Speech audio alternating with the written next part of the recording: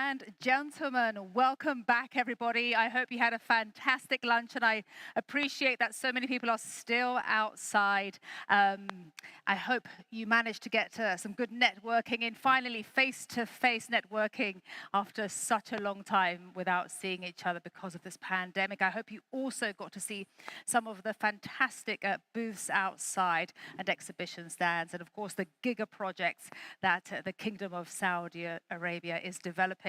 Now, we are very excited to kick off, ladies and gentlemen. Pillar 1, travel is a solution for the planet. Beautiful title. And first, for some inspiration, we have a one-on-one conversation focused on the personal experience of the global icon and entrepreneur Elle Macpherson. As an avid traveler, Ms. Macpherson will share her insights on the intersection of travel and wellness, plus how to travel with purpose. Very exciting to have Elle Macpherson here. Ladies and gentlemen, please join me in welcoming Elle Macpherson, joined by Zainab Badawi.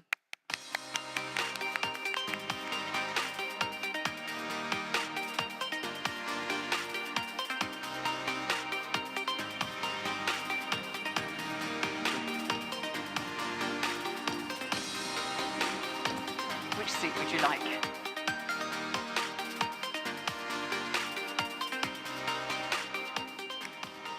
Assalamu alaikum. Good afternoon, everybody. It's my great pleasure to be with you here in the Kingdom of Saudi Arabia.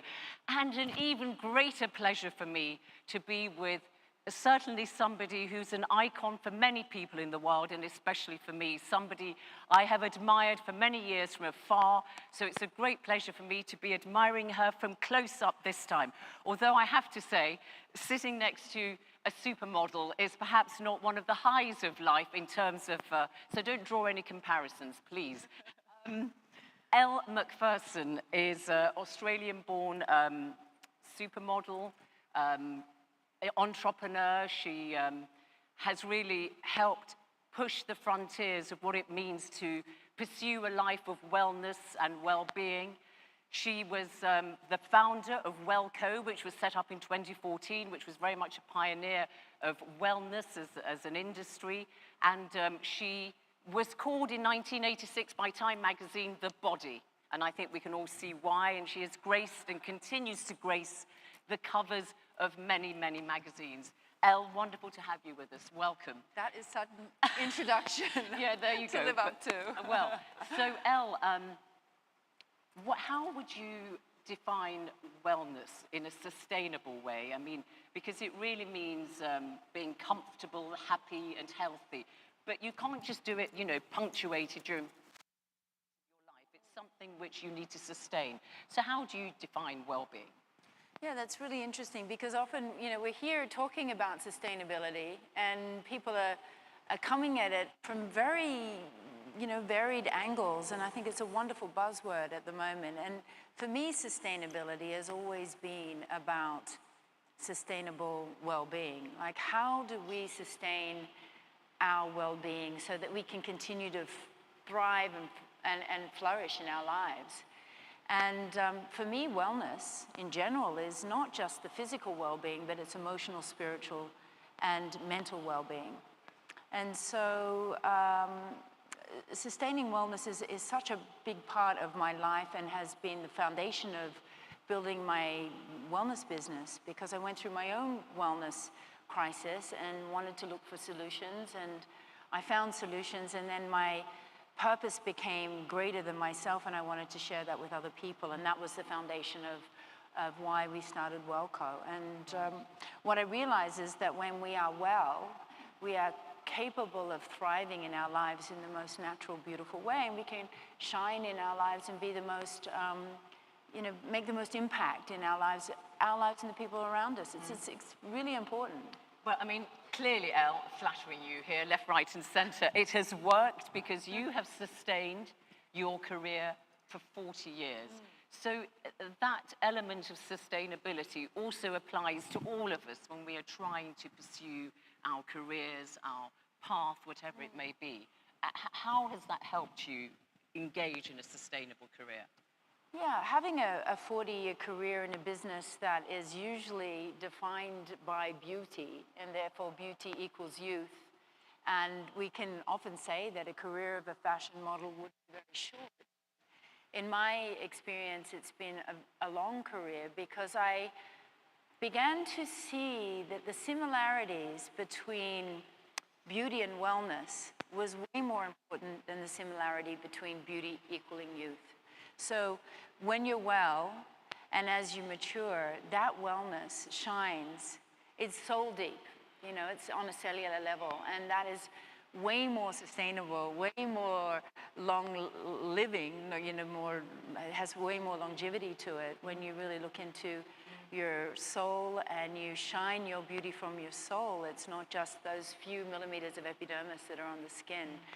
And so, you know, redefining what it means to be beautiful has been a big part of my career. As from starting off as a model, I had jobs, and then I had a career, and then I built a brand, and then from that, I licensed my name, my brand to other companies, and then finally owning companies like Wellco, or being shareholder of a company like Wellco. Sure, I love that phrase of yours, which is beauty is not only skin deep, it's also soul deep, which kind of encapsulates what you've just said.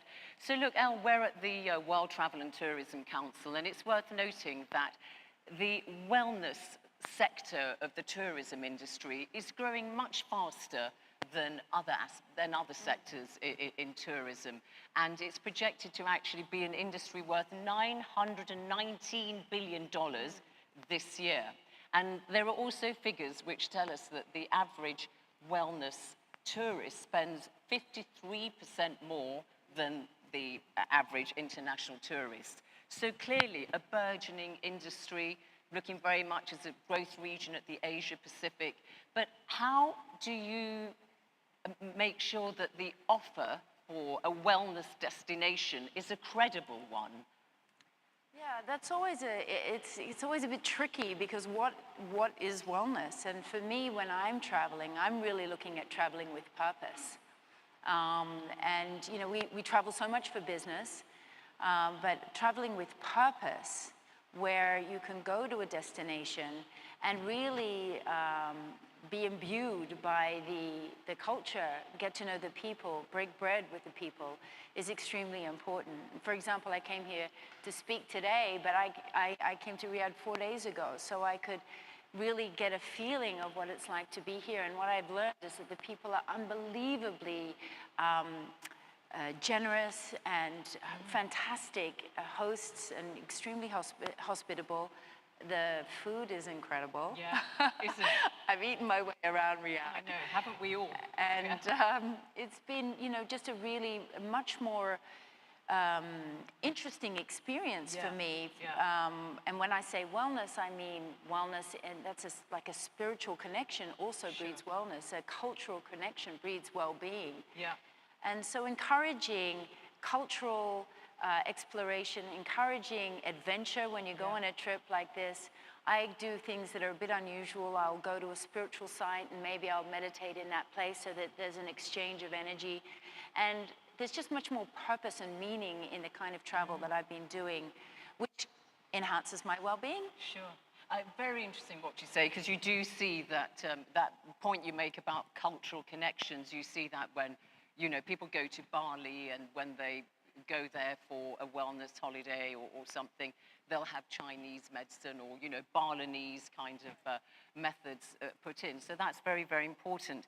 Look, during COVID, obviously, the pandemic meant that people could not travel anymore, and it's picking up now. But do you think that there is a growing awareness of health and well-being as a result of the pandemic? And also, do you think it's going to have an impact on how we travel in the future in a better way? Yeah, it's interesting, because whilst people didn't venture outdoors, I think there was a lot of travel going on within. People were journeying within and discerning and discovering what was important to them in their lives, reconnecting with themselves, figuring out what worked for them in their lives and what didn't work for them, reconnecting with other family members. I mean, I know lots of Fathers spent time at home with their children that they may never have done. Parents and families spent time together. And so while it was a very difficult time and people were locked down, they were very active within.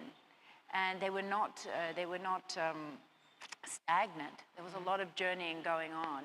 And then, of course, it highlighted the importance and the prioritizing of your well-being, especially your immune system. And so people have made lifestyle changes, and I've seen that in my business, the reconnection of people with Wellco, for example, that offers tools and ideas about how to look after your well-being on all levels, emotionally, spiritually, physically, on many levels, has been something that we've seen continue throughout after the pandemic. And I think it's a really positive change. Yeah, that kind of holistic approach, as you say. Finally, as you say, Elle, you have traveled a lot. You continue to travel a great deal. You've talked to us about that intersection between wellness and travel. So I know you like to swim and meditate and drink lots of clean water and so on. So just share with me, just personally, please, a few tips for how to travel well. That's a good Don't tell one. anybody, though. Well, there's always two ways of traveling. So first of all, I see travel as a vehicle for spiritual and personal growth. You know, we have to adapt and be flexible when we're on the road. And that's actually a fantastic skill that we need as an entrepreneur. So traveling can really help you grow your personal skills. And that's the tips that I like to receive and to give. But and then, of course, there's all the biohacking. So I have a biohacking bag that travels with me around the world. And, you know, I have all the nutrients, my supplements from Wellco. Drinking lots and lots of water is really important. I don't eat on the plane. I don't know if you guys have come from far. I came from Austin, Texas, where I was with my beloved who was working. And we flew into London, and then we came here. So it was a long flight, and we have a 15-hour flight home. And I won't eat on the plane. Really?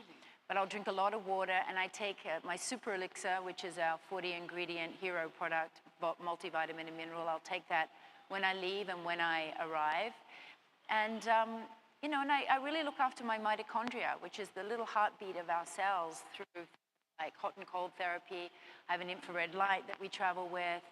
And, you know, look after the body on the road. So often we travel and we kind of let it all go, and then we're trying to scramble when we get back home. It's so much easier to maintain health and well-being while we're on the road today. And there's so many wonderful tools. And most importantly, and last but not least, the best trick I have learned is to write a gratitude list at the end of the night. So I think about, and I usually write down what I experienced through the day, something that made me smile, something I learned, something that surprised me. And the more often I'm in appreciation of where I am, the more I feel that I magnetize those kind of experiences in my life. And I remember them because I've got the lists so that I can look through my books and I can go, remember that time I went to Riyadh and we had that fantastic conversation on this big stage? Yes, yes. It's very daunting, by the way. I don't know if anyone else has been up here. It's a very big stage. It's lovely. Tips from the top, everybody, from Elle Macpherson. And I will write my gratitude list, and at the top of it will be gratitude to you, Elle Macpherson, for having this wonderful conversation with me. Isn't she lovely? Thank you so much indeed. Thank you. Thank you. Thank you. Thank you very much. Thank you. Here we go. Thank you.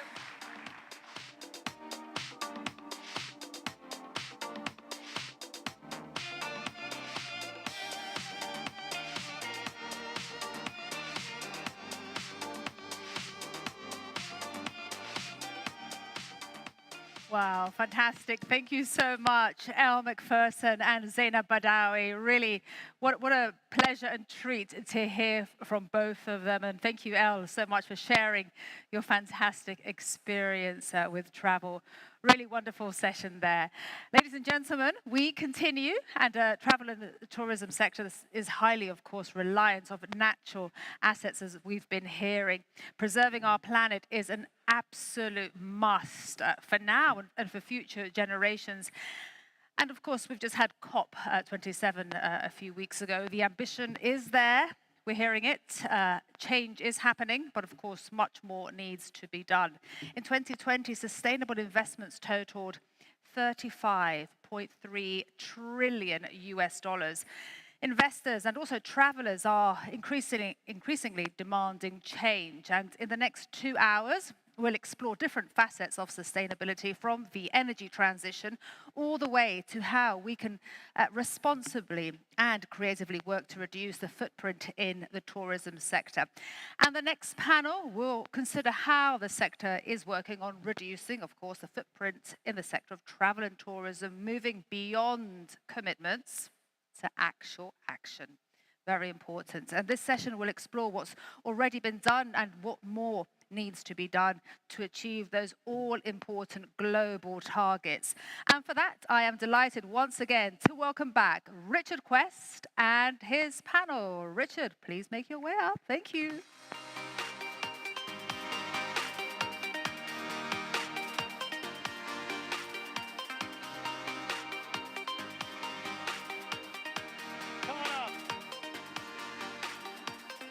We have Mark Keane, who is next to me from the government from the US. John Pagano from the Red Sea Development. Mark Hoplazatzian, I can never get it. Hoplamazian, I always get it wrong, and even the number of times I've spoken, I do apologize, sir. Good to see you, sir. You're there? I don't know why we seem to have... Oh, well, never mind. Good. Right, let's begin. Clearly not. Sustainability is, reducing the footprint of travel and tourism. Now, let me preface this. Please do not give me a long list of everything that your company or country is doing on sustainability. The precursor to our discussion is that it's on your front burner, you're all attentive to it, and it is considerably significant for you. Starting with you, sir. First of all, how do you respond to the accusation earlier in the session that the US doesn't have a tourism minister, and that is a detriment? Yeah, well, first of all, thank you, Richard, and it's great to see all of you. I have the role as a Deputy Assistant Secretary for Travel and Tourism in the United States government, which is the functional equivalent of the Ministry of Tourism, but we don't call it that because in the US we don't have ministries. But the reason why I think in some ways we have it in somewhat better shape is that we're part of the US Department of Commerce, which is a government and private sector facing agency, but we're also part of the International Trade Administration, and our focus is really about bringing international travelers into the US to raise money. But would the US benefit from a cabinet-level, specific tourism/culture person? Well, I think having different boxes within the government is less important than what the functionality is. And I'll tell you, from my perspective, the fact that we are talking about travel and tourism at the highest level within our government is important enough, regardless of who the title is, who holds the job. Because frankly, the travel and tourism industry is such a big part. In the US, it's 2.9% of our gross domestic product. But across the board, we hire so many people and create so many jobs, from hospitality to transportation, that it doesn't really matter which box of the agencies you're in. The goal and the work of the travel and tourism spreads throughout all the agencies. On sustainability, Mark, there's an entire raft of things that the company or hotels are doing. How do you ensure sustainability doesn't just become a buzzword? Well, measurements, of course, are critical, but they take place over time and they will track things looking backwards. I think a lot of it has to do with identifying different modalities and different ways to approach sustainability in different markets, and telling the story to as many of our hotel leaders as possible so that they can be inspired and understand how they might actually apply it in their local markets. But where is the pressure coming from? Besides the innate, well, you've got regulatory, you have to certain, you've then got investor or shareholder pressure. You've got, can you borrow money if you're not, if you're in certain industries, and you've got employers and consumers. Right. All of that's true. It's also true that if we don't address the issues that are at hand, some of the mispriced commodities like water will actually get repriced, in which case you might not have a sustainable business. Forget about a sustainable planet. So there's an urgency to it that is informed by, an economy that doesn't actually take full account of the price of carbon that's being produced and the costs of water scarcity. Do you prefer a carbon pricing method? I think both on the carbon front and water, in both cases, need to be migrated towards a pricing model that actually truly reflects the damage done by carbon emission and the scarcity of water. Because I think then people will actually respond, instead of saying it's too expensive to implement all these initiatives to consume less water or to reduce carbon, they'll say, no, actually those investments represent a great return because the cost avoidance that I'm getting is so great.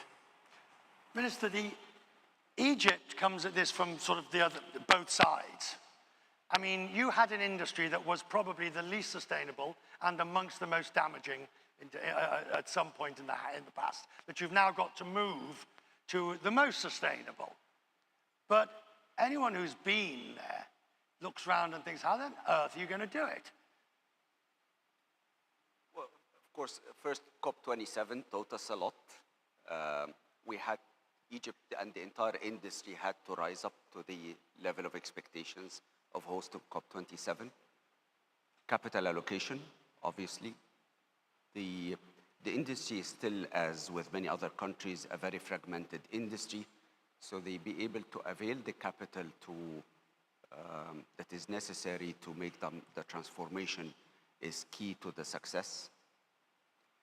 I'm making sure that it's actually a self-regulated move from the industry. We have a very strong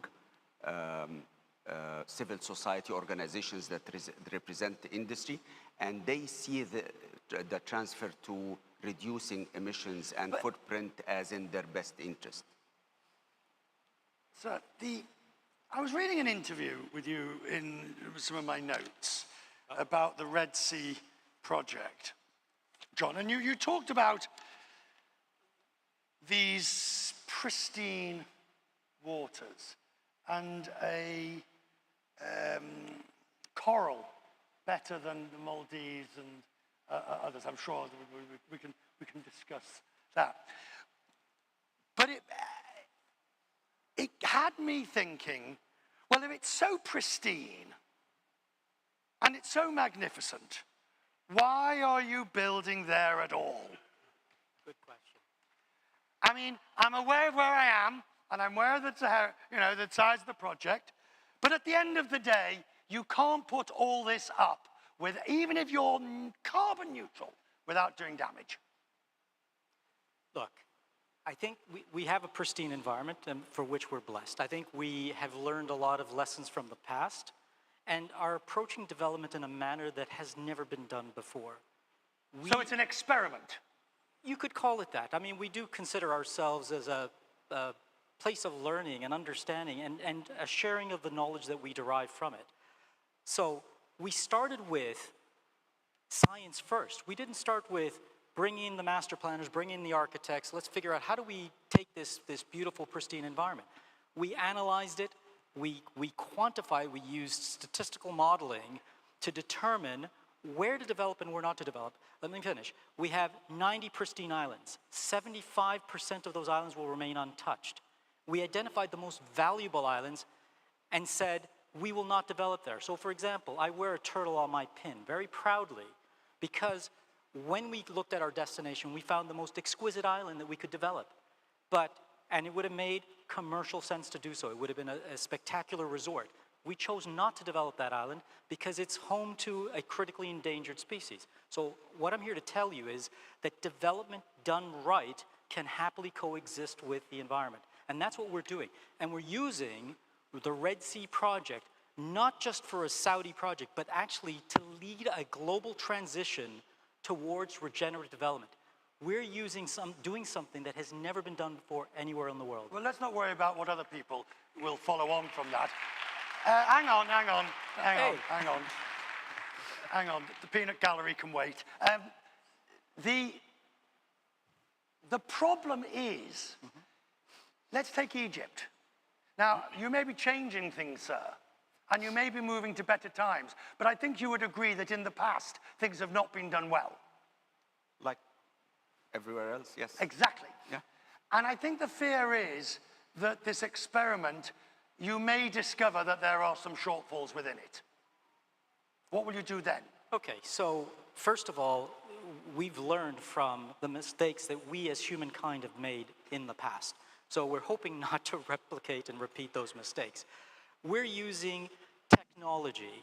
I mean, first of all, let me go a step back. We've done an extensive survey of everything that we have. We've published that. We're putting ourselves out there to the world saying, here's our starting point. We've committed to make the place better by 30% over the coming decades. We will monitor that using technology, Internet of Things, artificial intelligence, machine learning. We will use real-time data to give us early warning signs. Yes, it's somewhat of an experiment if you want to characterize it as such, but if something is proving to be a problem, we have the ability to react. We're not going to overdevelop. We're going to limit the number of visitors to a destination that's the size of Belgium to no more than 1 million visitors, a site that could easily accommodate 10 million people.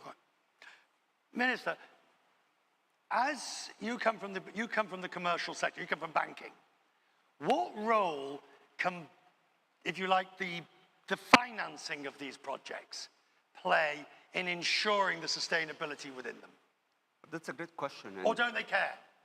Well, absolutely they care, because the financiers and the allocators of capital these days understand that over the coming decade, a project that is not that is not environmentally sustainable or has clear view of how to reduce emissions and footprint is not going to be able to compete in the future. Today, if you ask every single customer cares about the environment, about climate change. It might not today change the decision-making process. Probably customers today, all our market research are showing that they might not want to pay significantly more for a sustainable stay, but in the future they will. Mark, is it your experience that your guests rate this as a significant issue when choosing to stay? I would say, first and foremost, groups, that is corporate groups and associations, and state and local governments and the federal government all have requirements to understand and track and understand your current level of sustainable operations. And so I would put them first in terms of the elevated consciousness level. Part of that's regulatory requirements. But then there's an increasing number of people who are looking for and holding companies accountable for their practices. And we get lots of feedback about single-use plastics, for example, the continual use of single-use plastics. So while we have been working on removing them, they still exist in some of our hotels. And during COVID, it actually exploded in terms of use because people were concerned about container infection being passed by physical contact and things like that. So we've got more work to do in this regard, but the court of public opinion matters, and the voices are growing louder. In terms of you, sir, you have a problem, and the problem is this: the federal government can only go so far. Sure. Because not only is it a very diverse industry, you've got the hotel operators, you've got the hotel owners, you've got the car operators, you've got the souvenir, blah, blah, blah. We all know the number of actors. But you, of course, also have state and local authorities. And a lot of what we're talking about is up to them, not you. And even if it was up to you, it's the EPA. Of course. Well, so I think one of the things that you're hearing from all of us is that trying to come up with a sustainable model for business as well as government or anything else, it really takes whole of everybody approach. I mean, there's no one entity, whether it's government or private sector, that's going to solve our climate crisis, because at the end of the day, we all created the climate crisis as humankind for 10,000 years. We were talking last night, your hometown is Liverpool. In the words of the immortal Paul McCartney, we've all just kind of let it be. I mean, we've literally just said, the country, the world, it's just going to be the way it is because we need to develop. We need to feed our people, we need to do what we need to do. But at some point in the last 30, 40 years, people stopped and said, wait a minute, what we're doing is wrong. We're just going in the wrong direction. We have to be sustainable. We have to conserve. We have to be efficient with what we have. And we've got to replace what we have with renewable fuels. And so that has to be something that the government and the private sector has to work together. And in America, I mean, I'll be frank, we are not only one of the largest countries, but economically, we've done our share, if not more, of the polluting. And that's the reason why we've stepped up. We were at the COP27 recently. Thank you for hosting that. We were at the COP27 announced a number of initiatives. I know you don't want to go through the initiatives, but the point is, the USA is here. We're stepping up, and we're going to do our part. But we're asking all of us, and one of your favorite words, collaboration. We want to work together. So I do. Before I want to move on to another area, the USA is here for now. Yes. I mean, 2024. You see, what happens is exactly the opposite of what we heard this morning's panel. They talked about leadership, they talked about vision, they talked about resources. Yes. Now, the US can certainly have all three, but the last 10 years have shown the ability to maintain. And I'll address that very frankly, which is we have done an amazing job in the last 2 years in terms of major investments that cannot be reversed. No matter who's in office in a few years, the investments we're making, $360 billion with a B in climate change, in renewables, in clean energy. This is something that's going to be here to stay. And even though it ended up being passed with only one party in charge, the reality is by the time 2 years from now it rolls over, we're going to have had so many investments, it's going to be irreversible. The point about conservation, point about efficiency, point about sustainability is you don't go back and try to undo damage in the past by going back and reversing. You just keep going in the same direction. That's what we're doing in the United States. I want to change subject today slightly. It's sort of sustainable, but in a different way. One of my colleagues was saying, Richard, you've missed the point. The point is 1 million people have left the industry or whatever. How does the industry turn itself into an industry that people want to work in? Where they don't want to work, because I'll start with you, Mark, because the people don't want to work till 4 in the morning, work every weekend for relatively lower pays. So how can this industry make it sustainable and attractive from an employment point of view? First and foremost, we as a company have a purpose centered around care, not service, but care. The difference being the practice of empathy and understanding what the needs of an individual are. That starts with our colleagues. Elle McPherson was just on stage and talking about holistic well-being. That's where it begins, being mindful of the needs of your own colleagues and doing a better job of serving them. And in our case, we went from physical security at the very beginning of the pandemic and quickly pivoted to mental well-being within less than a year, because the mental strain and stresses of the pandemic and the job really took hold. But the other aspect of being in the hospitality business specifically is it's a social business. You're working with other people to serve others, human beings. And that's why people come into the industry. They don't come into the industry because they want to sit behind a terminal. They want to engage with human beings. And a lot of the people that were in our sector left to go to Amazon distribution centers. That is an extraordinarily lonely job. And it's not one in which you actually develop a community and a sense of camaraderie. And we're getting a lot of people back. That was my next question. Are you seeing a return? Yes, absolutely, 100%. Because the jobs are quite difficult, and you work alone for a dramatic part of your day, a dramatically large part of your day. So for me, I think it's about reestablishing those connections, like we are doing here, in person, to develop that culture and to make sure that we're caring for those people holistically, not just in physical terms.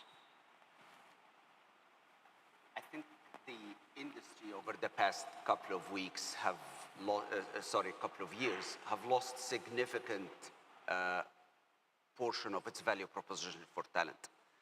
And I think for the industry to be able to rebuild its value proposition for talent, it has to refocus again on the entire purpose of travel and tourism, which is it brings happiness to people. It just allows people to, get away from their lives for a week or two and then be able to re-emerge again. But how do you make it an industry that people want to work in? So it has to focus on the value proposition for talent. And the value proposition today has been tarnished because first, the industry hasn't spent enough on training for the past couple of years. It doesn't have enough scale. It's very fragmented industry. And accordingly, it hasn't been able to withstand the crisis that it has passed by. And as a result, a lot of people have lost their well-being. I think the key issue as well, industry needs to develop ways to improve the productivity of the worker in the industry, because it is a fact that workers' productivity per hour in our industry is lower than other industries, manufacturing, for example. And accordingly, the industry's ability to continue to pay people for the productivity has also been diminished. So that is, you've got all these people that have to say so many are coming back because the alternatives are even more difficult. But at the end of the day, the thing that has struck me about the summit so far is the number of people who say basically that it's no longer, never mind business as normal. It's not business as it was. It's not business as usual. The new rules are being written. And when we talk about, whether it be on the revenue model, whether it be on this demand and supply level, whether it be on employees. So how do you, as government, see it? Sure. I think, well, first of all, considering that the theme of this conversation is about sustainability, it's not just about climate. As you know, sustainability has many pillars. Economic empowerment and equity is important. So is social and societal equity is important. The way we look at it in the United States is one of our shortfalls right now, especially in the hospitality industry, is that we have a mismatch between our gender parity. So we have at the lower end of the jobs, whether it's on the service sector, in the hospitality, hotels, restaurants, you have a lot of women. In fact, the majority of those workers are women. As you get higher and higher in the corporate sector, in the management side, you end up having less and less women. So that equity imbalance has to be part of the sustainability conversation, because the way to attract people to work in a good job is to know that they have a future in that job. How do you do that? Well, so part of it is laws. In the United States, I can't speak for other countries, but in the United States, we just raise our minimum wage, but there's some exceptions for certain kind of industries. We have to meet that. Second is in terms of allowing for women in particular, those that want to have children or have children already, for them to come back to work, they need paid leave. We're unfortunately one of the few countries that still doesn't have paid leave at the federal level. So that's a very important part of that pillar of having social and economic sustainability. I mean, these are excellent improvements. As you look for your workforce in the future, I assume you're going to be looking for best practice everywhere. What will you be doing?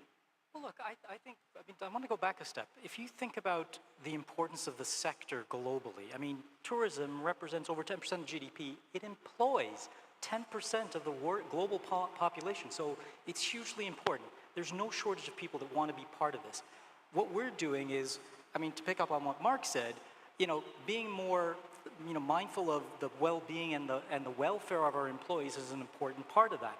Working with our local communities. Again, ESG is not just about environment. It's about not just your own employees, but the people in the communities that you affect.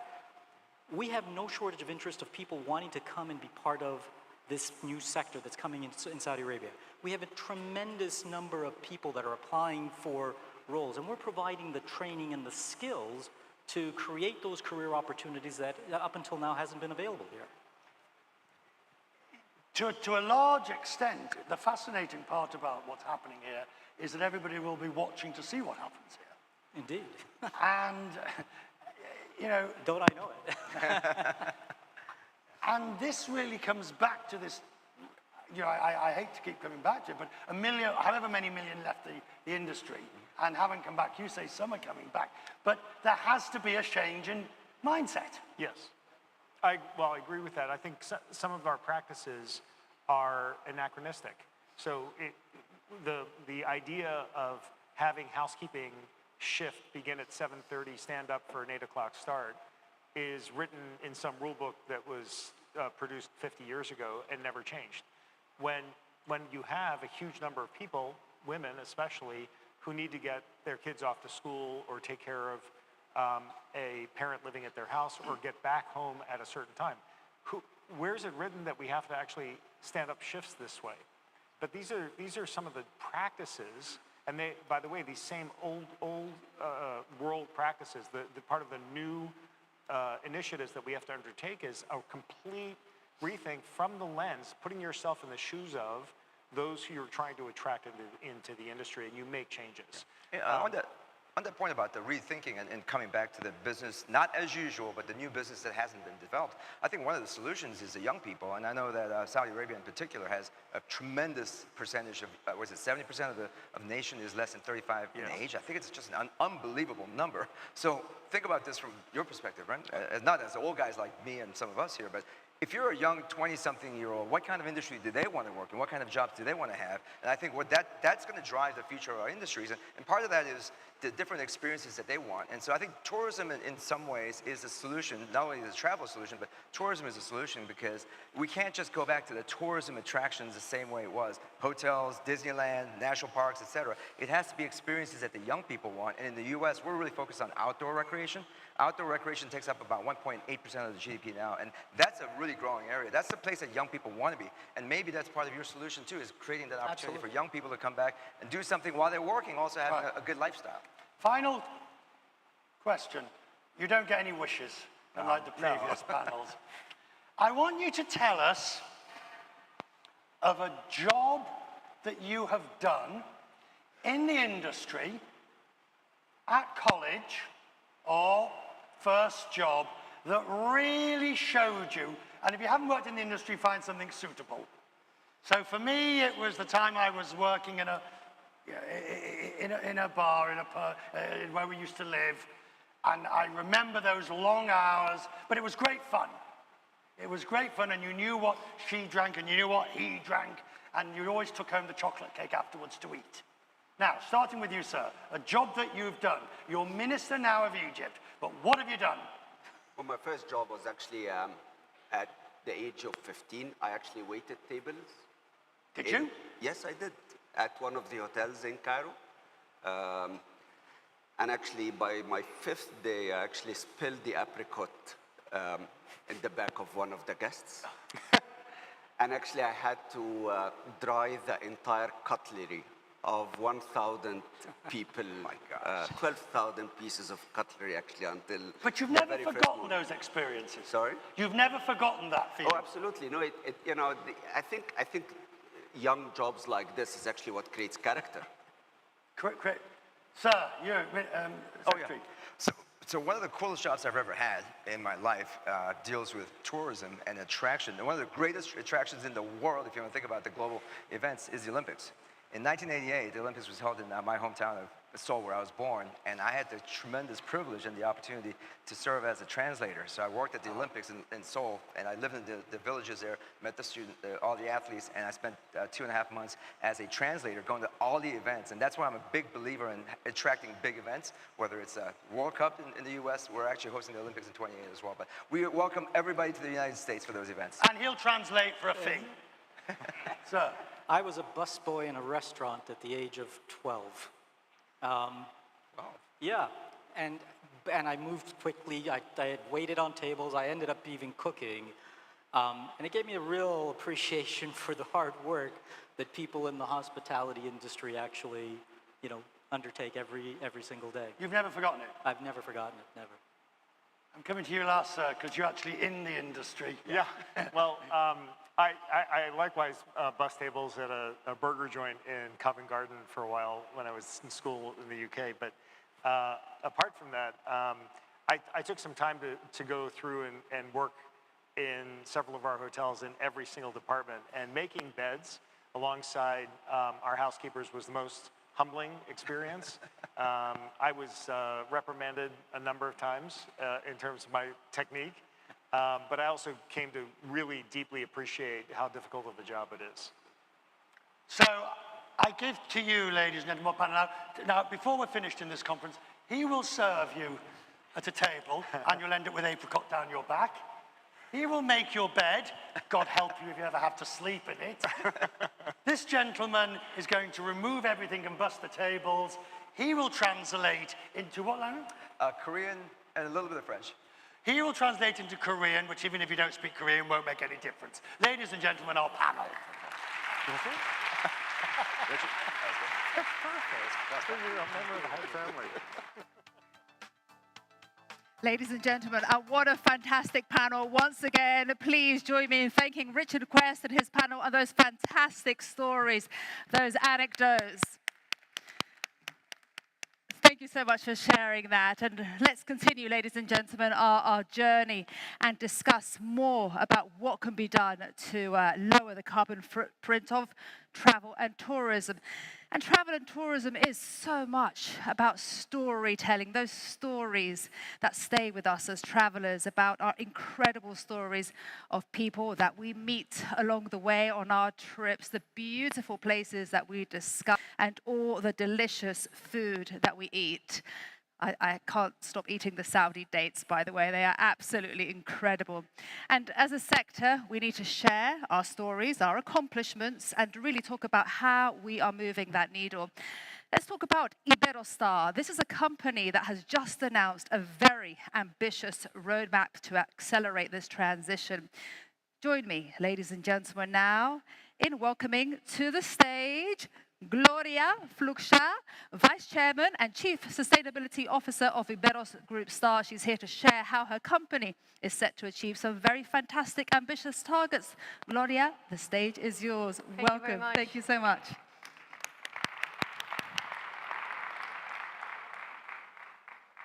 Pleasure to be here at this vibrant global summit. Thank you to our esteemed host, His Excellency Minister of Tourism, Ahmed Al-Khatib. Excellencies, ladies and gentlemen, pleasure to be here and share a little bit of our experience. So, at a time where the travel and tourism industry has one of its main challenges, the impact of climate change, and biodiversity loss is a dire reality, we all need to look for solutions. At Iberostar, we have a long-term and continuous commitment that is at the cornerstone of our culture. So we bring solutions to the table using science and data. We really like science because it shows us the way, and we like data because we're able to measure it and keep track. At Iberostar, we're a 100% family-run business.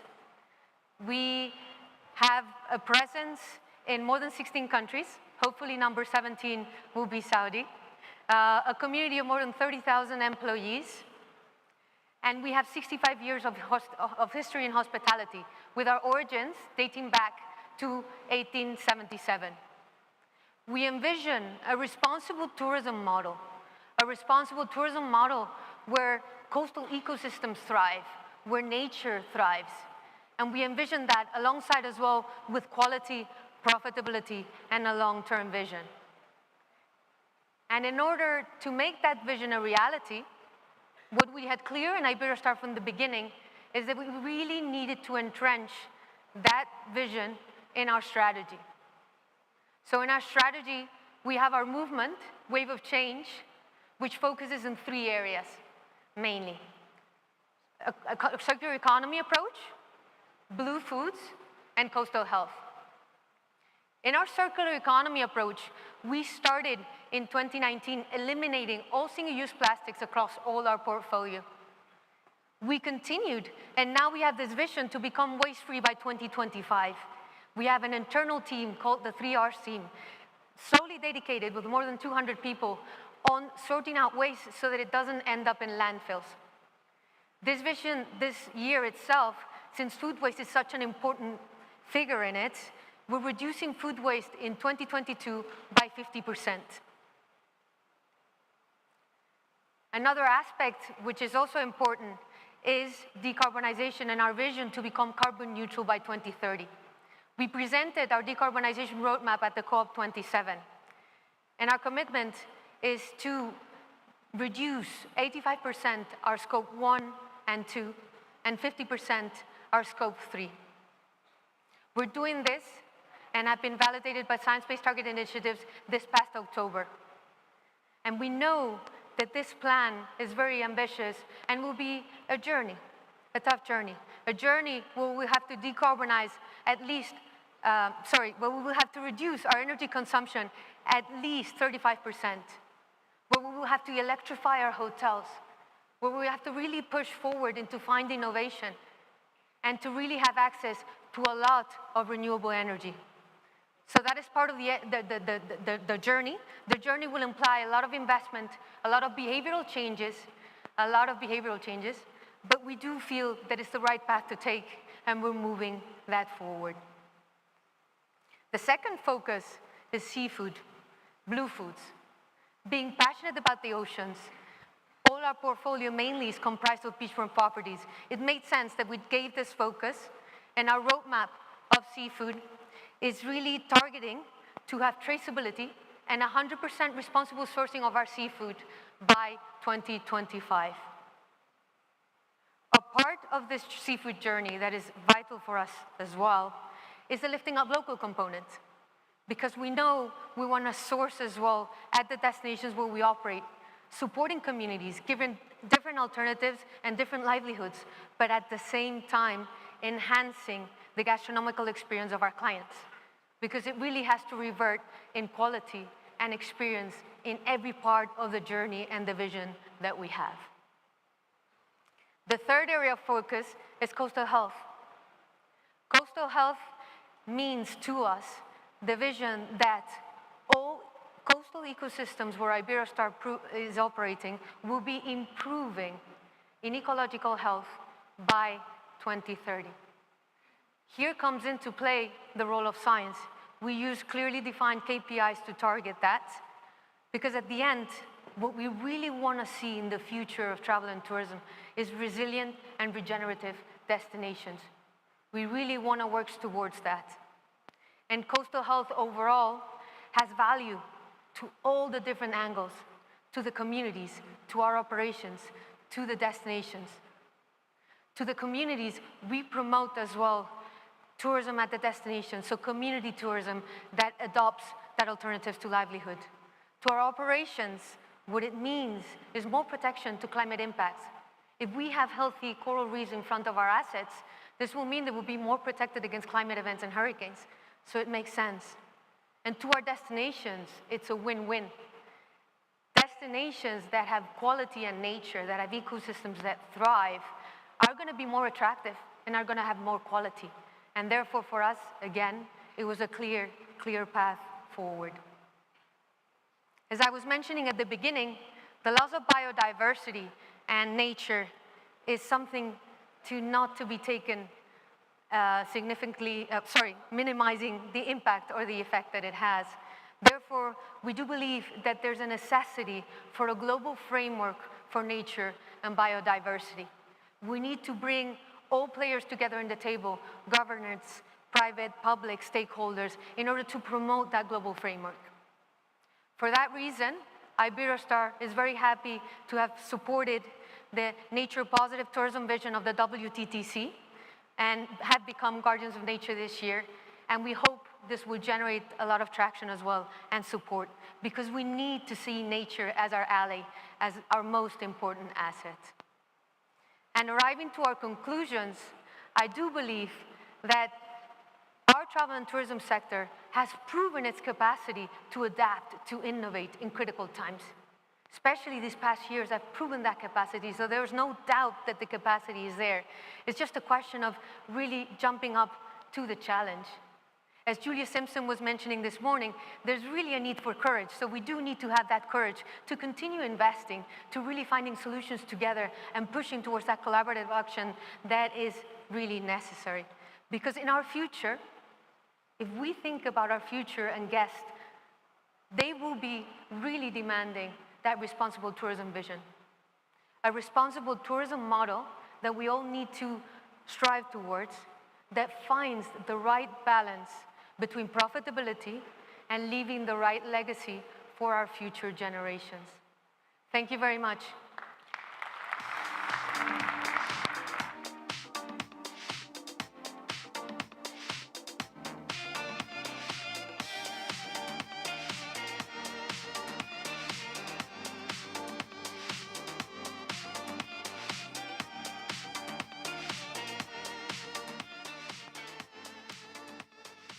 Thank you so much, Gloria Fuchsia from Group Iberostar. Thank you so much for your fantastic presentation there. We continue to talk about sustainability, ladies and gentlemen, and during COP27 in Sharm el-Sheikh just a few weeks ago, the world came together to really move from talk to action. And a big theme, of course, this year was so important, was supporting developing nations. And indeed, the devastating effects of climate change disproportionately affect the most vulnerable people. 700 million people could be displaced by drought by 2040. That's an incredible figure, isn't it? 700 million. And it's important to consider that leadership and action are needed more than ever to really drive this change. And today, it gives me great pleasure to announce that we have two incredible minds, leaders behind that all-important Paris Agreement, joining us here today in conversation. And they're here to address how our world has changed, plus some of the achievements so far, but also the greatest challenges we face as humans and as a sector to protect our future and our planet. And joining us on stage now, ladies and gentlemen, is we will have right now the ex-Secretary General of the United Nations, Mr. Ban Ki-moon. If you could please make your way to the stage. Thank you so much.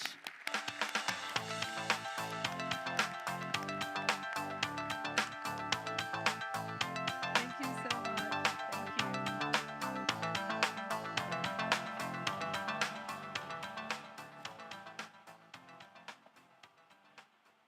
Thank you for your very kind introduction, Madam Julia Simpson, President and CEO of WTTC.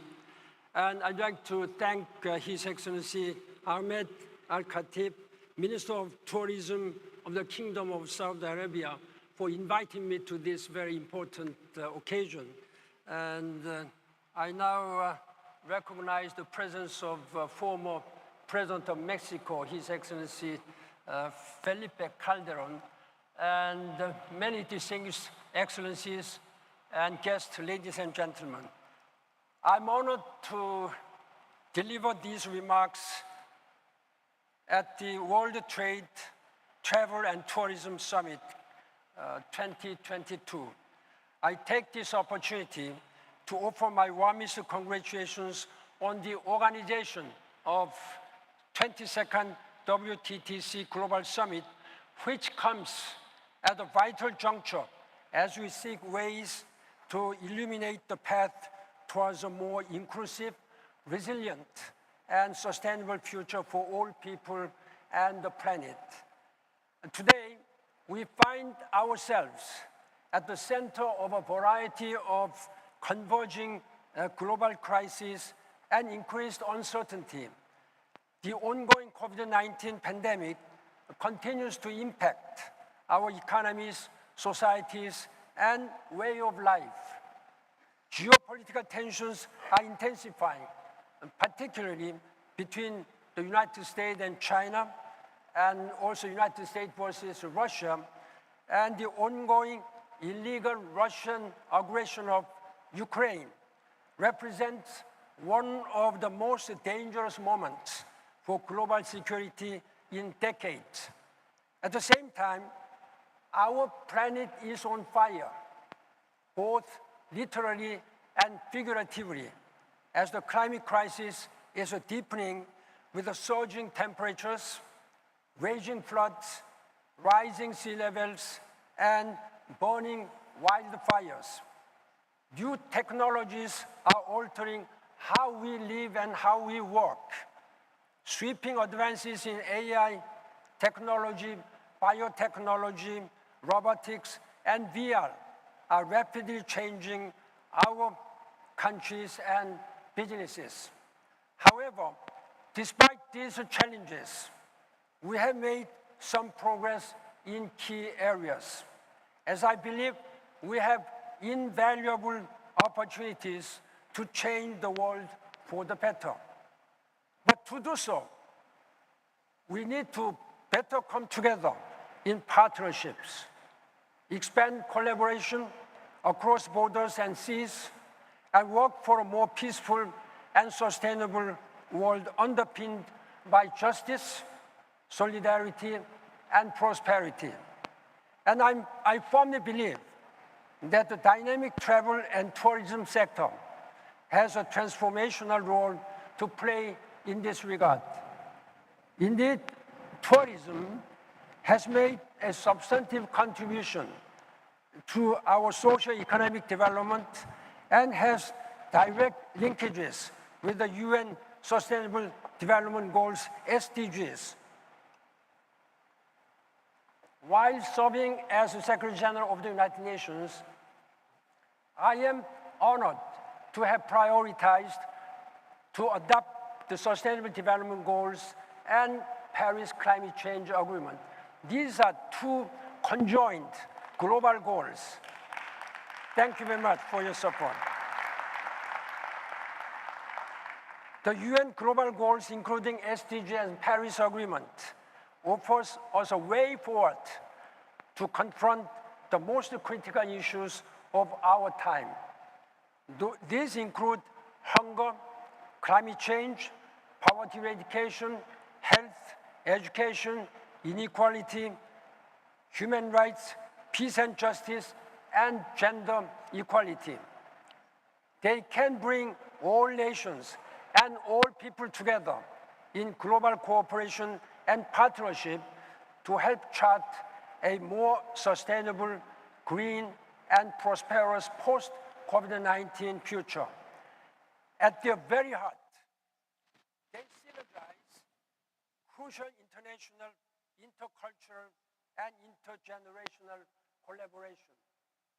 Excellencies, ladies and gentlemen, now, however, we need elevated and expedited partnerships, political will, cooperation, and solidarity to implement them.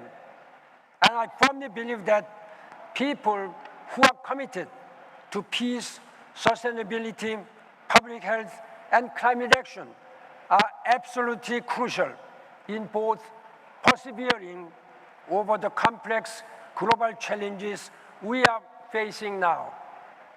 This understanding stems from my 10 years serving as UN Secretary General, where I realized the global citizens all around the world are essential to persevering over local, national, and international crises. These include fighting pandemics, tackling climate change, achieving SDGs, and building peace and resolving conflicts. This is why global citizenship is so important. And that's also why I believe it is so critical for the world in both the near and longer term, particularly in terms of advancing essential international, intercultural, and intergenerational collaborations. Global citizenship. Now, what is a global citizenship?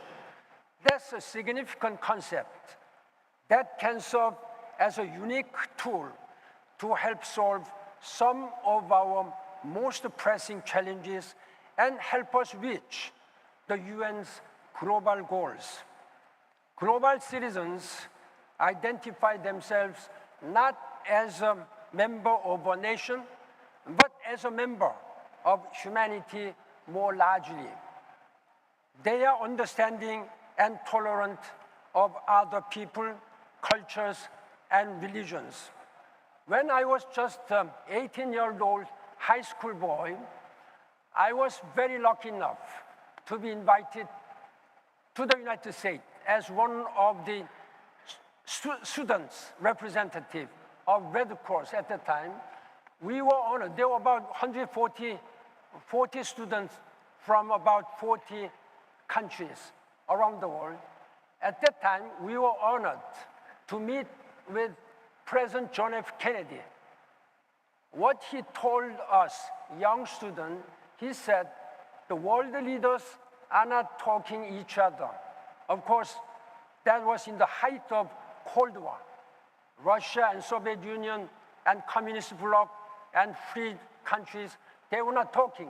But I think you young people, you can do better.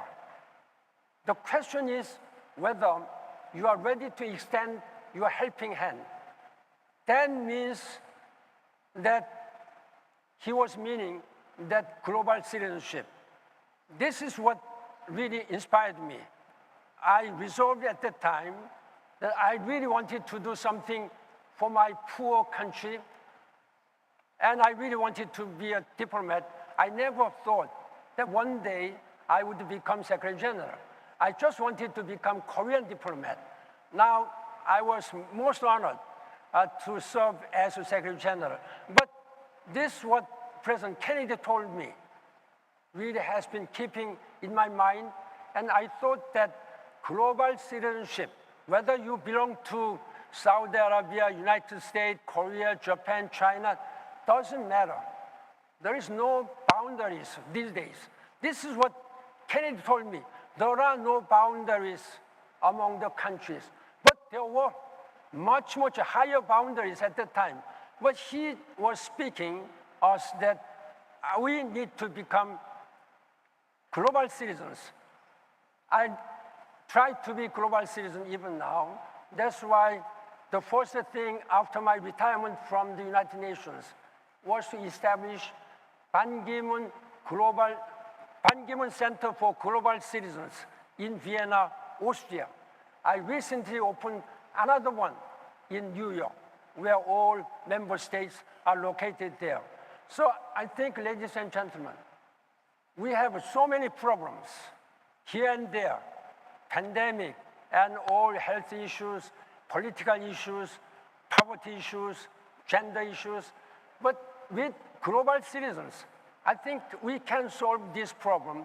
So, ladies and gentlemen, I'm really urging, let us work together as a global citizen to make this world better for all, to make this world sustainable. I think this is our moral and political responsibility to transform this world in a sustainable way to our succeeding generation. Thank you very much for your attention, and I am ready to have some further discussions with my good colleague, former Mexican Foreign Minister and former Executive Secretary Espinosa, and Patricia Espinosa, who just retired from her job as Executive Secretary of UNFCCC. Thank you very much for your leadership and attention. Thank you.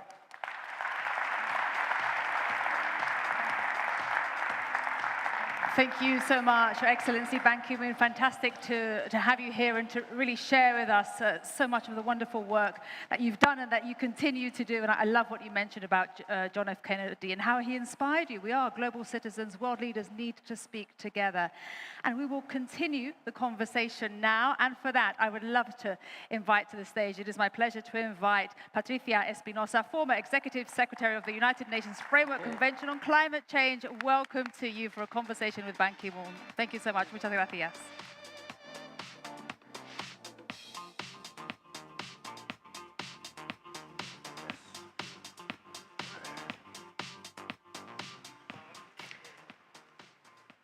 Secretary General, you cannot imagine how much of an honor it is for me to be able to have this conversation in this magnificent framework here in Riyadh, Saudi Arabia. Sir, let me start, and I cannot resist also, to start with a personal remark. And the personal remark is intended to thank you for the trust that you put in me.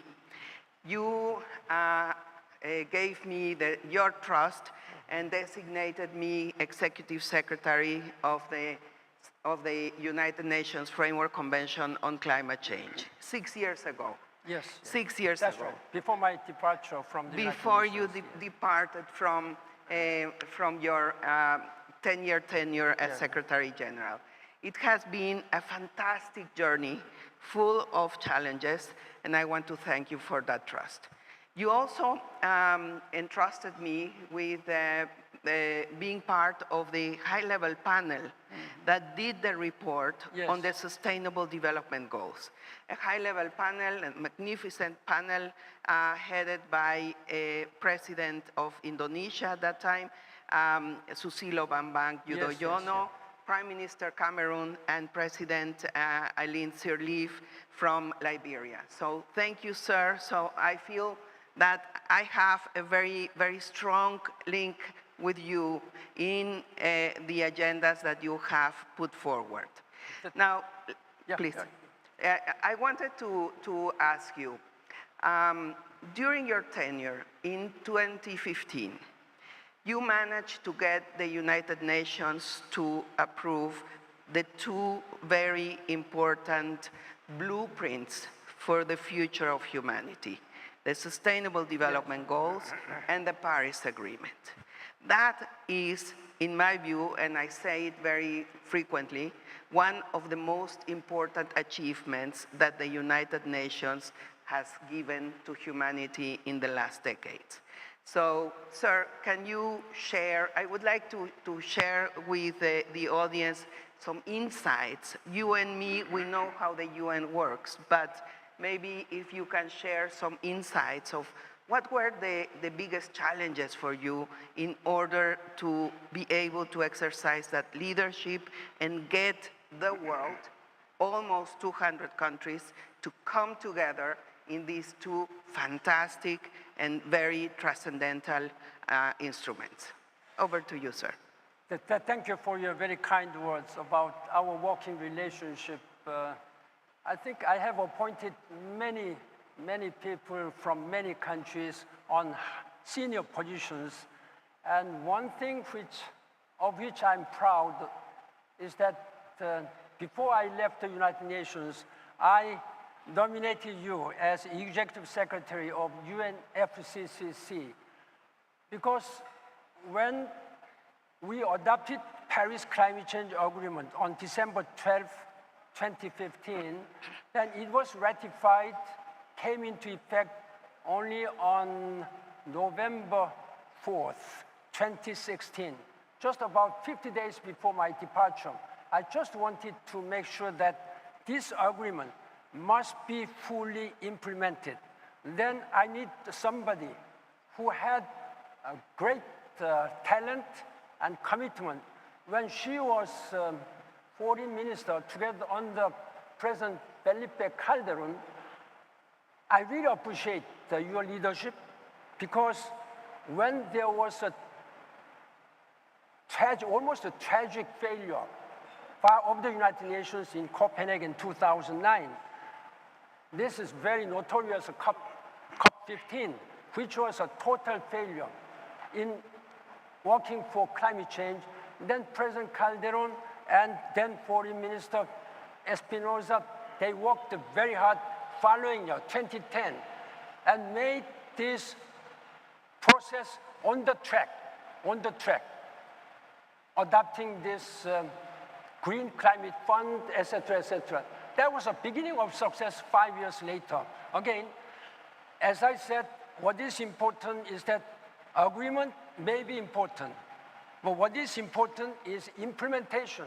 But I am deeply concerned, even at this time, after 6 years of my retirement, the world leaders are not united. That is one thing which I am very much concerned. But now, having suffered from pandemic and many health issues and geopolitical issues, I hope that the leaders, particularly political leaders, will come to understanding their global responsibility, global leadership. Now, talking about to your own questions, then as I said, those two global goals, Sustainable Development Goals and Paris Climate Change Agreement, are the two most important, most, I think, ambitious and inclusive and far-reaching, most far-reaching present visions the United Nations has ever presented to the people of the world. Those are two. then we have our moral and political responsibility to carry on. Then what about the SDGs, 17 goals? Are we really be able to finish all 17 targets by 2030? I'm afraid no. It's almost impossible. Some report, Sustainable Development Panel report, or ADB, Asian Development Banks, or SCAP reports suggested that it may go beyond until 2053 or so. And for African countries, it may be about 2060 when all these 17 goals could be implemented. That's very much disappointing. That's why I'm really urging you and political leaders, business leaders here to raise your ambitions level, politicians, political ambition level. If we join all our hands on the deck together, like a global partnership, the number 17 goal is a global partnership. This is a partnership among government, business communities, and civil societies. When these trilateral partnerships are working, then I think we can do it. Of course, there are some improvement in SDGs, like bettering maternal mortality rate. It has improved. And there is some improvement in eradicating abject poverty and hunger. But that was only possible because of Chinese government massive work to lift at least more than 400 million people out of abject poverty. That raised the statistics. But if you go, most of the LDC countries, there are still many people are starving. The World Food Program, WFP, recently predicted that by 2023, next year, there will be at least 1.9 billion people who will suffer from abject poverty, famine, and starvation. These are something very gloomy picture. That's why just 2 years ago, I worked, my foundation, Ban Ki-moon Foundation for a Better Future, worked together with Asian Development Bank together. And then we had some statistical review on this matter. Then I went to United Nations and met my successor, Antonio Guterres, Secretary General. I think it may not happen by 2030. So you better be ready to make some successor vision of Sustainable Development Goals. I can tell you, even though I'm not a statistician, by 2030, there is no way that these 17 goals will be implemented. Then I advise him, at least 5 years before you leave, you better prepare, as I did before, a successor vision. And then he checked with many organizations, and he agreed to that, and he announced that by 2025, just 3 years later, the United Nations will hold a social summit, and they will discuss what to do about this, the Sustainable Development Goals. So I hope that by that time, we'll have better coordinated, much stronger and tighter goals to make sure that we'll have successor vision. But even before that, we have to strive to do as much as possible. Thank you. Thank you, Secretary General, for your leadership, for your continuous engagement. And as you are saying, it's very clear, we need leadership. Leadership is really a key word. And we were hearing that in some of the panels this morning. Leadership was crucial, for example, in 2010, when we had the COP16 in Cancun.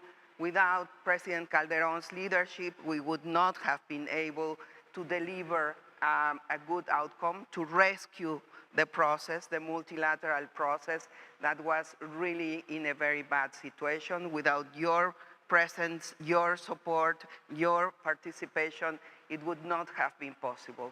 And I mention this because I think we are today in a very critical situation, again, right? We are, I don't want to repeat what many of the speakers have addressed to already, the many crises that have come together and are presenting a very difficult picture for governments, for businesses, for communities. So, but I want to say it is critical that we manage to change that idea that we can continue to work with business as usual. That will not happen. In the case of the tourism industry, for example, it is absolutely necessary to change the way it is functioning, not only for the climate or for nature, for the survival of the sector itself. So, Secretary General, in this difficult context, I believe that we need to resort again to multilateralism, to diplomacy, to really getting the minds of people together, overcoming this idea that what happens beyond my borders is not anything that is affecting me. We are seeing that it is not true. That argument cannot be sustained. So what would be your reflections on the way forward? It's easy to criticize than presenting some good answers and solutions. Many people say that democracy is in crisis as a whole, and particularly multilateralism is in crisis. Why then United Nations is not able to handle all this matter? Because member states, particularly big powers, as I said in my statement, United States and China are not in good talking terms. Yes. Of course, Russia has become almost a pariah of all this international community because they illegally attacked Ukraine. Then there must be some renewed political leadership to make sure that this multilateralism, the symbolism, the largest international organization is the United Nations. The United Nations Charter should be really kept implemented as it is written there. For example, when I was in the office, the climate change was the most difficult negotiation, and China was not willing to engage with the United States and United Nations.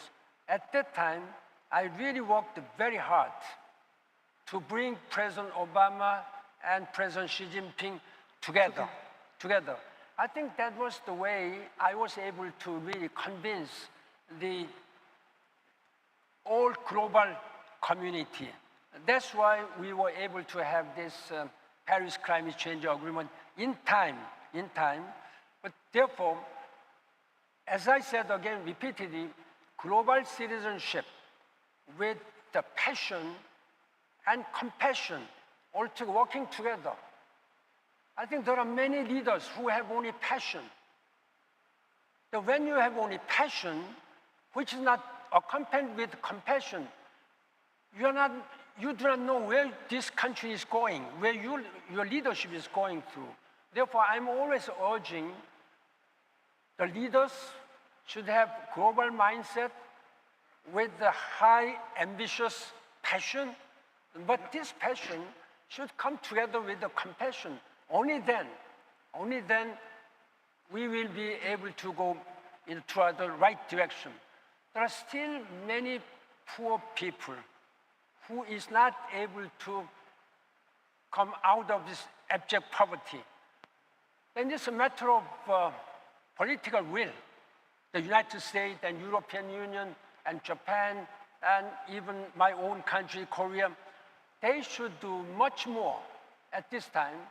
The promise, as the leaders made at the dawn of New Millennium 2000, when my predecessor Kofi Annan was the Secretary General, they promised that they will provide 0.7% of their GDP to developing countries. Now, where this 0.7% is now situated, we are having only 0.35% of GDP. There are only 6 countries in the world who have met this promise. The United States, Japan, France, Germany, they have not yet kept their promise, including my own country. I'm sorry to say so. Therefore, the promise once made, that's the beginning of the trust and confidence people will have in multilateralism. That's why multilateralism is not working. At this time, much, much worse than I was in my office at the United Nations. US, China, they are at odds. Then Russia is almost isolated from this international community. Then who can solve this matter? I met the Secretary General just a couple of weeks ago in my capacity as a member of the elders. So elders went to the Secretary General. So we need to really resuscitate and make multilateralism really working. So I hope, and we met again the members of the Security Council, all 15 members. I was very critical against members of the Security Council. When multilateralism does not work, that means because of the Security Council is divided. United States, China, Russia, France, and the United Kingdom, those P5, so-called, they are completely divided. So whatever may happen, when Russia says no, when China says no, then that's the end of the debate. I'm really urging then there should be some reform of the Security Council as soon as possible. Yeah. Thank you. Thank you, Secretary General. And yes, on the agenda of the United Nations, the reform of the Security Council has been there permanently for decades and decades, and we don't seem to move forward. But I fully agree with you with the point that you make about compassion, about leadership, about trust building. Those are really the main elements in order to create an environment that will allow the world together. Now that really requires that people put themselves into the shoes of the others, that people really understand that when we are talking about climate change, we are talking about life in the planet as we know it, about the survival of our species, about the survival of other species as well. And that is, in my view, and I agree with you in this need to urge for more leadership, that is not yet in the minds of the leaders of the world. If you go to the, for example, now COP27, you go there and you see the discussions, and it's like nothing is really happening, while we have an agenda that is really the biggest threat that humanity has ever faced. And that the way that decisions are being taken do not reflect that. Now, in the case of the tourism industry, Secretary General, you mentioned already that it has a very close linkage with the SDGs. So could you maybe elaborate a bit on that? Yes, before that, I think you mentioned climate change. I think this is our common business all the times, and everybody has a responsibility. Then the most serious threat to humanity and planet Earth is climate change. Climate change is approaching much, much faster than one may think.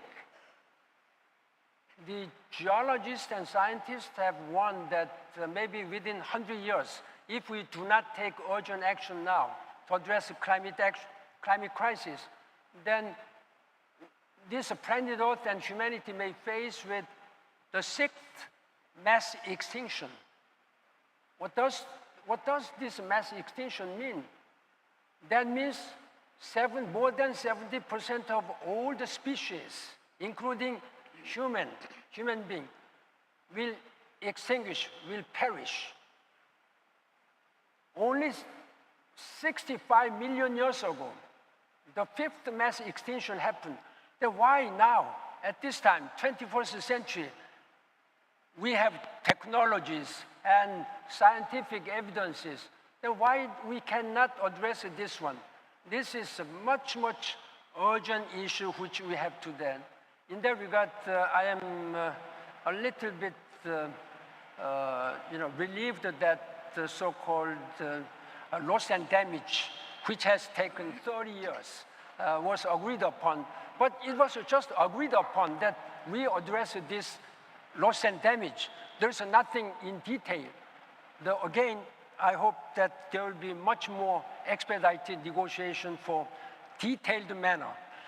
Then Glasgow COP26 was also, we expected highly, but they have not been completely able to deliver what humanity and planet Earth really wanted. But what is important at this time, we have to do. Now, about your question, there was the relationship between this travel and tourism, sustainable development, and climate change. I think it's a completely, one part. This is exactly one part. If we don't act climate change, or if we do not implement sustainable development goals, there will be no way for people to enjoy tourism and learn more intercultural or experiences. Then I really appreciate the Kingdom of Saudi Arabia for their very far-reaching vision, using this travel and tourism as a way to augment the implementation of climate, also sustainable development. Let us think some linkages between sustainable development and the tourism. What kind of benefit tourism and travel can bring to the implementation of this one? For example, it has, most important thing is economy and job. Number 8 SDG, decent job and sustainable economic development. I think by traveling, you can create a lot of resources, financial resources, economic boost. I was told that according to WTTC report, that more than 10% of global GDP comes from this travel and tourism. This is 1/10 of the total global GDP. This is huge. It has also a lot of implications with water and energy. It has a lot of implications of cities, sustainable cities. And it has also educational effect.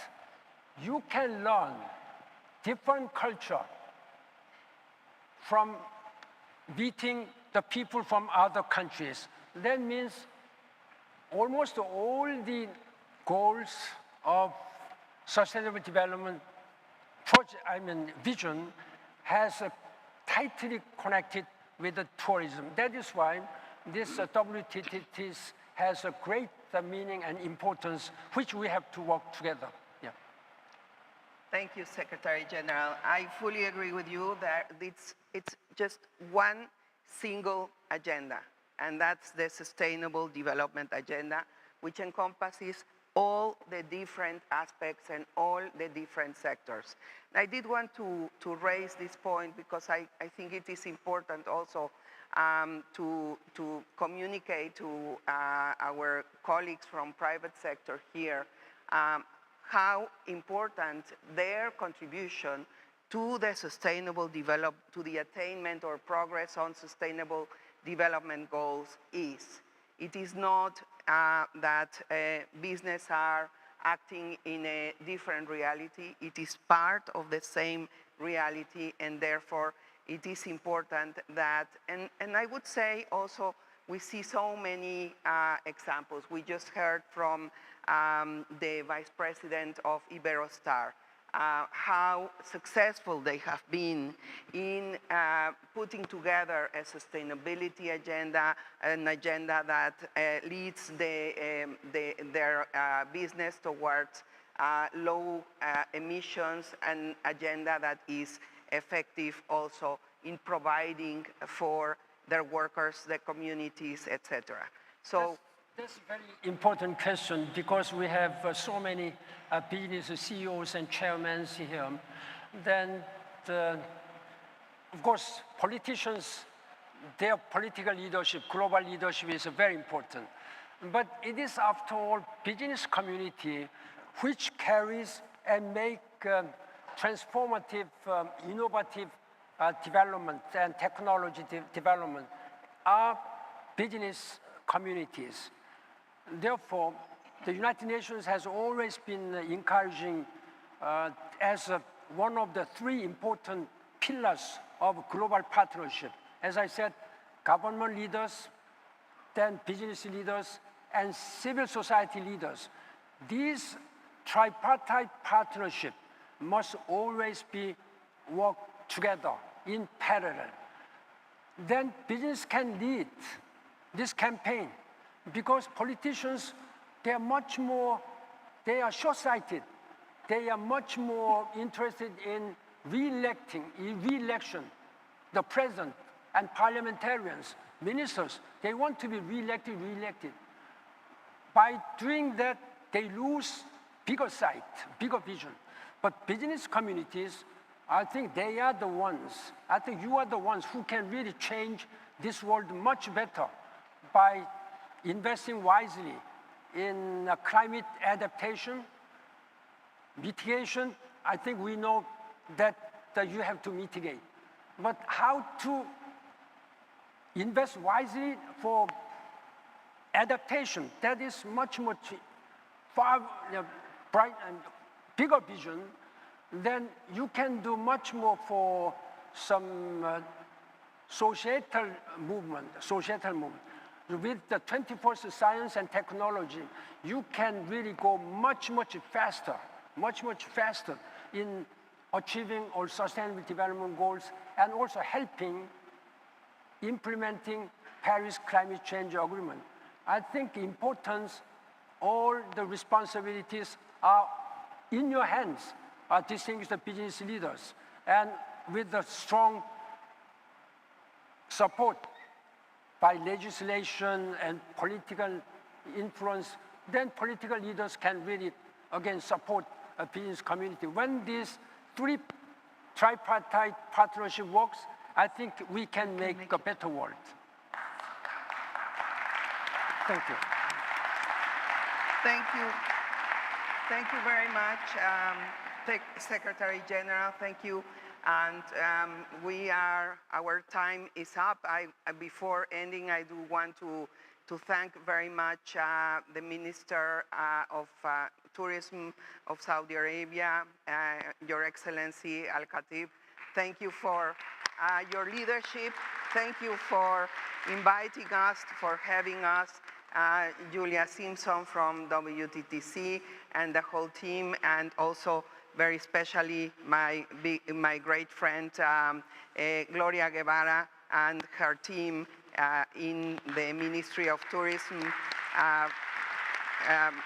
Of course, I I cannot but mention again my boss, President Calderon. Thank you, President, for your leadership, for your lessons throughout my life. It has really inspired me. And Secretary General, also, thank you for your leadership. Thank you for your continuous engagement. I think that the call that you just made is a perfect moment, a perfect message to end this conversation, which we could continue for 2 hours more, but we won't because there is a program that follows. So thank you everyone for listening. Thank you. Thank you. Thank you so much. Once again, ladies and gentlemen, a round of applause for Ban Ki-moon. Thank you so much. And Patricia Espinosa, thank you. Muchas gracias. Thank you so much. And I have some fantastic news. We have hit, ladies and gentlemen, 1 million live stream views. Thank you so much to everyone watching outside. Shukran jazilan to all of you. And it is time now for a coffee break, time to get refreshments outside. Meanwhile, please visit our sponsors and Giga Project stands outside showing the incredible work taking place here in Saudi Arabia. Enjoy your break and please be back by 4:05. Thank you. Bye-bye. Ila liqa.